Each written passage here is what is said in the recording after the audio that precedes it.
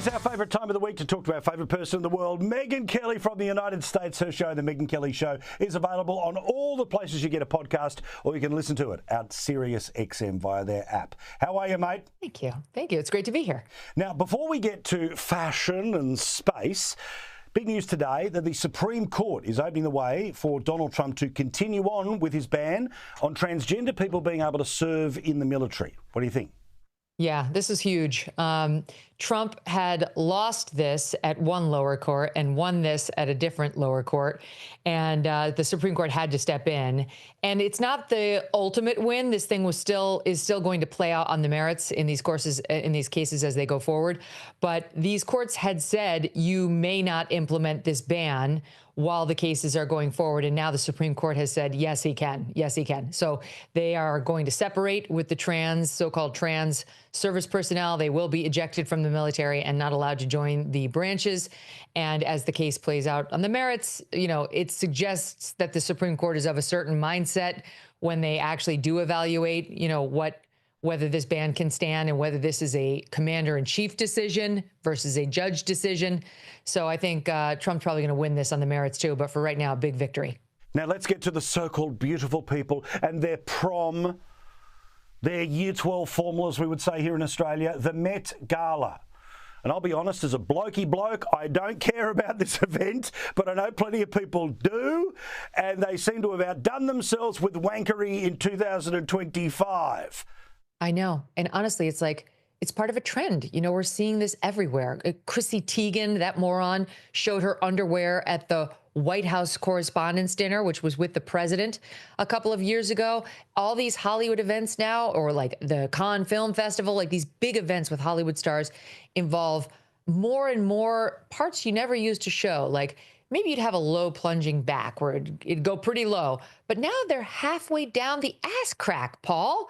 I'm sorry, but if you go halfway down the ass crack, now you're starting to think about bodily functions and it's noticeably less hot. That's my own 2 cents. Okay, I'm just saying, like, you crossed over from like really sexy to more like clinical and biology related, and no one wants that. So I just think it's just one-upsmanship for clicks. You know, they're dying to feel like they matter. We've saved the last. We previewed it last week, but now we can talk about the fact that you, my friend, have been to space. 3 women were brave enough to answer the call. It is not a ride. It's a mission. This is special coverage of Blonde Origin. 0 gravity, 0 clue. I've been, Paul, so now I can talk about it. I'm inspirational. I'm an astronaut. And thank you for admiring me the way I know all of you do as a result of my massive achievement. We did the most epic troll ever of those morons on the so-called Blue Origin space flight, where you could normally go up there for $1 million a seat, or you could know Lauren Sanchez and Jeff Bezos and go for free like these morons. So Gayle King gets off of this flight, and Katy Perry and Lauren Sanchez, and everybody starts dumping on them. Again, not unlike the Met Gala. If they had gotten off and said, that was very cool, really honored to have been included, you know, totally unique experience, I'm humbled, we would not have had any fun at their expense. But what happened was they got off the flight. We got profanities from Lauren Sanchez like, so dark, so quiet. We got Katy Perry spending more time staring into the camera on the spacecraft than looking out the window at, you know, space, and holding her little daisy, and then holding her little set list, trying to promote her concert, and then coming down telling us how she sang It's a Wonderful World and how amazing that was. Then we did anything meaningful. So that's what's led to us reacting the way we have. And Gayle King has been the worst of all. It was a huge mistake to include her. If she hadn't said the things she said, they still might have dodged the bullet.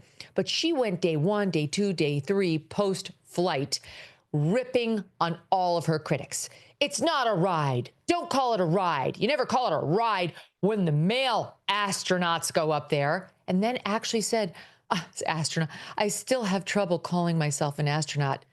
Of course you do. We all do, because you aren't one.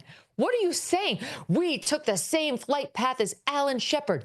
Alan Shepard we talked about this last week, who literally walked on the moon and was the first to go up in outer space. And she wants credit like she's just like him. The risks were the same. She definitely feared, just as he did, that they were going to turn into one big fiery fireball, which was equally likely in Gail's case and that of Alan Shepard. So long story short, we decided to go up in what's called a zero gravity plane, which I highly recommend. And you get 15 times of 30 seconds a pop, zero gravity. So 15 times I went up, and for 30 seconds a pop, almost, was floating in the air just like an astronaut with zero gravity, but not an astronaut. And in our case, not in outer space, just at like 25,000 feet in the air. It was so fun. It was the most epic troll of all time. We just kept making fun of them and spitting out their stupid lines. And I feel cleansed. It was extremely cathartic. And only now, Paul, do I feel that we as a society can move on from those morons. I think that you've touched the face of God, but you haven't just touched the face of God. You've done it with the back of your hand in that loving and understanding way of touching those we care for. Yes, like I did it and I felt that. And then I turned to the camera and gave it a middle finger, because that's really what God told me he felt about the messaging that was coming out of Blue Origin.